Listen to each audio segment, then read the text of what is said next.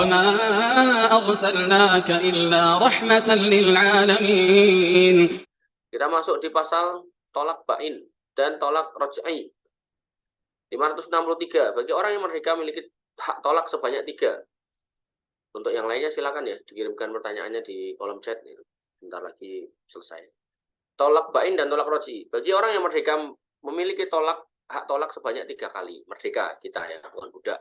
Kemudian 564-nya, jika telah jatuh tolak yang ketiga, wanita tidak halal baginya hingga ia menikah lagi dengan yang lain. Wanita ini maksudnya istrinya ya.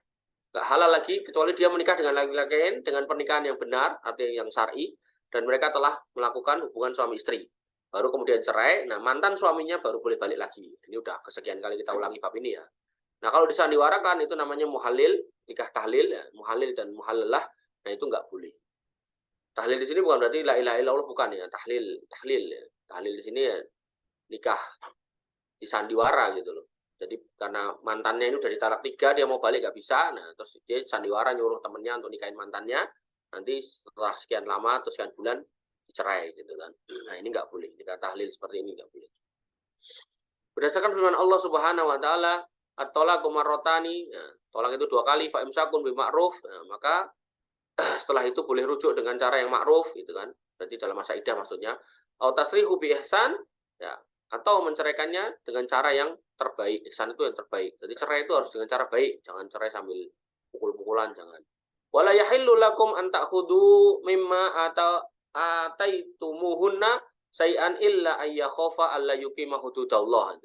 Dan tidak halal bagi kamu untuk mengambil kembali sesuatu yang telah kamu berikan kepada mereka kecuali kalau keduanya khawatir tidak dapat menjalankan hukum-hukum Allah. Jadi kalau mahar itu diminta lagi nggak boleh, kecuali ya perceraian itu yang minta istrinya ya itu boleh. Fa in khiftum alla yuqima hududallah fala junaha alaihima fi maftadat bih. Kalau kemudian kalian takut tidak bisa mendirikan hukum-hukum Allah, maka tidak ada larangan kalian untuk berpisah fi maftadat bih. Oh, terang. Tidak ada larangan atas bayaran yang diberikan oleh istri untuk menebus dirinya. Artinya apa namanya? Menebus dirinya yaitu mengembalikan maharnya salah satunya. Tilka hududullah fala ta'datuha. Itu adalah batasan-batasan Allah, aturan Allah, jangan engkau melampauinya. Wa may yata'adda hududallah fa ulaika humud dzalimun. Siapa yang melanggar batasan Allah, maka ini orang dolim.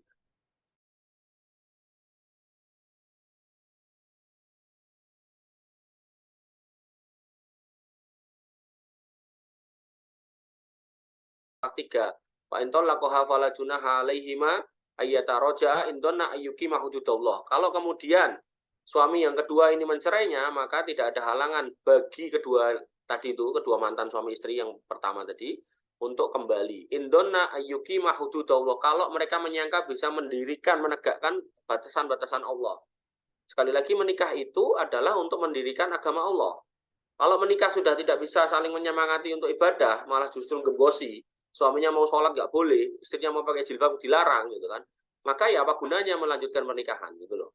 Wa tilka hududullah, dan itulah batasan Allah, yubayyinuha liqaumi yaqilun, yang Allah jelaskan ya kepada mereka ya, untuk orang-orang yang mau liqaumi ya'lamun, untuk kaum-kaum yang tahu itu.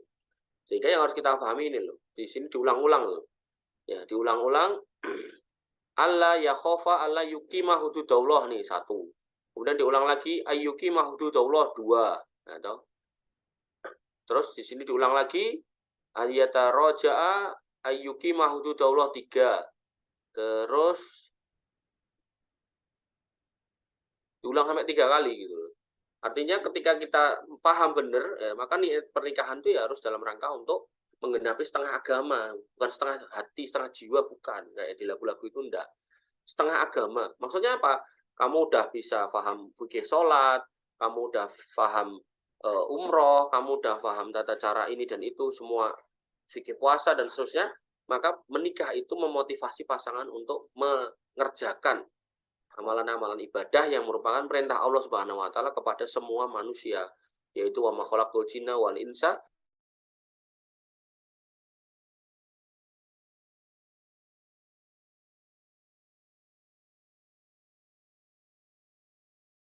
ya, ilmu fikih yang kamu dapat ini, ilmu akidah yang kamu dapat ini. Nah, nanti suami kita, istri kita, itulah yang kemudian memotivasi kita untuk menjalankan semuanya. misal rajin sholat di masjid tapi dibully kancane, sabar Mas gitu, itu istri yang baik. Tetap Mas ke masjid gitu kan. Atau lagi nggowo sarung diloki kancane gitu kan, terus akhirnya mutung gitu kan. Wah, kayak cah soleh wae, mutung gitu kan. Nah, istri kalau dengar kayak gitu ya memotivasi, sabar Mas, nggak apa-apa. Poin 565, tolak bain jatuh pada keadaan 4 di atas. Yang pertama, satu seperti yang disebutkan di atas. Ada 4 keadaan, yaitu talak 1, 2, dan 3. Yang ketiga ini di atas. Kemudian yang kedua, juga suami mentalak sebelum mencampurinya. Berdasarkan firman Allah Subhanahu wa taala, ya ayyuhalladzina amanu idza nakahtumul mu'minat, wahai orang-orang yang beriman, jika kamu menikahi wanita-wanita beriman, summa talaktumuhunna min qabli an tamassuhunna, kemudian kamu ceraikan sebelum kamu gauli, famalakum alaihinna min iddatin ta'tadunaha. Maka ya, di sini dikatakan sekali-kali tidak wajib atas mereka iddah bagimu jika kamu minta menyempurnakannya. Nah, maka berikanlah mereka mut'ah dan melepaskanlah mereka dengan cara yang sebaik-baiknya. Nah, jadi kalau emang pernikahan itu sebelum ada pergaulan suami istri, misal pas malam pertamanya istrinya haid gitu kan, ternyata haidnya lama, gitu. Nah, ada wanita yang haidnya lama nih, haidnya 3 minggu, gitu. Suami ini gak betah gitu kan, belum digauli sama sekali gitu, akhirnya udah cerai lah gitu. Nah, maka maharnya bisa diminta, kemudian si istri bisa mendapatkan hadiah dengan jalur yang lain, dan wanita tadi itu tidak menjalani masa iddah. Karena masa iddah berlaku buat yang sudah digauli. Jika tolak terjadi karena pernikahan yang tidak sah. Pernikahan tidak sah ini apa ya? Karena menikahi mahram, contoh.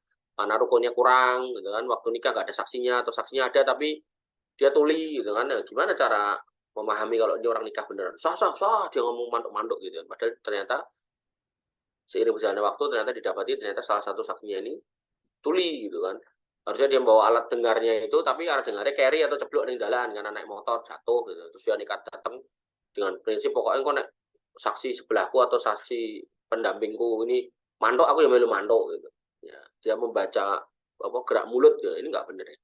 Jadi kalau nyari saksi, nyari wali ya pastikan yang normal-normal.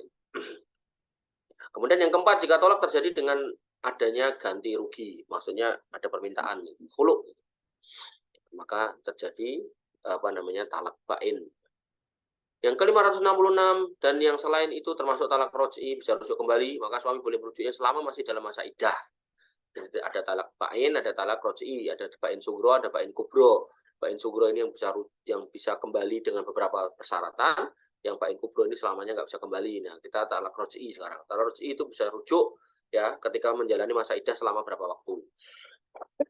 Dalam Al-Quran dikatakan atola komarotani, tolak itu 2 kali. Fa imsakum bil ma'ruf aw tasrihu bi ihsan, maka bisa kamu ceraikan bisa kamu rujuk, kamu pegang lagi dengan ma'ruf, atau bisa kamu pisah dengan ihsan. Fala tahillu lakum an ta'khudhu mimma ataitumuhunna syai'an illa ayyakhafa alla yuqima hududallah. Maka tidak halal bagimu meminta apa yang sudah kamu berikan dari bentuk mahar, illa alla yuqima hududallah, kecuali kamu takut ya tidak bisa mendirikan agama Allah. Yaitu kalau seorang istri ini enggak merasa pernikahannya enggak baik, kemudian dia minta cerai, ya kalau maharnya diminta ya enggak apa-apa. Fa in khiftum alla yuqima hududallah, apabila kamu takut tidak bisa mendirikan batasan-batasan Allah, fala junaha alaihima fi maftadat bi, maka tidak ada halangan ya kamu memberikan apa yang sudah diberikan kepada istri untuk menebus dirinya. Jadi dia meminta lagi apa yang diberikan dulu. Tilka hududullah, itu adalah batasan-batasan dari Allah, fala ta'taduha, jangan kemudian kamu lewati batas itu. Wa may yata'adda hududallah fa ulaika humud dzalimun. Barang siapa yang melewati atau melanggar batas Allah, maka ini orang-orang yang zalim. Poin 567, seorang wanita yang ditalak suaminya dengan talak roj'i statusnya masih sebagai istri, kecuali dalam kewajiban menggilir. Jadi seorang yang ditalak roj'i masih dalam masa iddah, nggak boleh keluar rumah dari rumah suaminya, tetap di rumah suaminya, walaupun tidurnya nggak bareng, gitu kan. Kenapa? Untuk memberi peluang suaminya mau merujuk kapan aja, gitu loh. Oh, kebanyakan orang baru berantem udah kabur, orang kan kabur, gitu kan. Nah, gimana mau damai rumah tangga, mau diajak ngobrol gimana orangnya nggak ada, gitu kan. Nah, maka jangan kemana-mana. Dia di situ tetap mendapatkan haknya, ya sebagai istri, yaitu apa? Pakaian, rumah, uang belanja masih tetap makan, gitu kan. Cuman satu yang nggak dikasih, yaitu urusan hubungan suami istri. Kalau suaminya ini istrinya lebih dari satu, Maka kalau dia di sana lama ya nggak ada masalah gitu. Karena hak istri yang tadi baru dicerai tadi kan sudah gugur terkait dengan hubungan suami istri. Nah, kalau sampai suami menggauli istri yang yang ditalak ini dalam artian yang masih dalam masa iddah, ya berarti itu bermakna rujuk. Itu berarti bermakna damai lagi. Allah taala. Poin 568 disyariatkan untuk menyiarkan pernikahan. Ya, jadi kalau nikah itu diumumkan dengan adanya walimah gitu. Kemudian talak juga kalau bisa diumumkan dan rujuk juga kalau bisa diumumkan serta memanggil saksi atas terjadinya pernikahan, talak dan rujuk berdasarkan firman Allah Subhanahu wa taala, dan persaksikanlah dengan dua saksi yang adil di antara kamu dan hendaklah kamu tegakkan kesaksian itu karena Allah. Kemudian poin 569-nya, di dalam sebuah hadis Rasulullah SAW bersabda, salah satu jiduhun najidun hasluhun najidun an-nikahu wa talaqu wa raj'ah. 3 perkara yang seriusnya adalah serius, ya toh. Kemudian main-mainnya juga dianggap serius, yaitu nikah, tolak, dan rujuk. Jadi jangan main-main gitu, terkait dengan bahasa-bahasa ini. Kemudian 570 diriwayatkan dari Ibnu Abbas radhiyallahu an dari Nabi SAW, ya, dia bersabda, Innallaha wada'a an ummati al-khata'. Sesungguhnya Allah mengangkat, memaafkan, mengampuni ya dari umatku karena kesalahannya, al-khata', wanisyan dan kelupaannya, wa mastukrihu alaih, dan atas apa yang dipaksa kepadanya. Jadi hadis ini hadis singkat nih, kalau bisa kamu hafalkan nih. Jadi kalau seseorang kita nih melakukan kesalahan, benar-benar salah, keliru, kita ngakui salah gitu kan. Kemudian atau terjadi karena lupa gitu kan. Ya, misal lupa matikan kompor akhirnya kebakaran gitu kan. Kemudian wa mastukrihu alaihi, atau perbuatan yang kita sebenarnya nggak mau melakukan tapi dipaksa orang, kalau nggak melakukan kita dibunuh gitu. Maka kalau ini kita kerjakan 3 ini ya, dalam 3 kondisi ini, satu kerjaan yang sebenarnya itu dosa, tapi kita melakukan dalam kondisi 3 ini, benar-benar dalam kondisi 3 ini tidak direkayasa, maka nggak ada dosa buat kita sebagai orang yang melakukan. Ya. Wallahu ta'ala alam. Demikian yang bisa kita sampaikan dan kita diskusikan. Kurang lebih mohon maaf. Assalamualaikum warahmatullahi wabarakatuh. Assalamualaikum warahmatullahi wabarakatuh.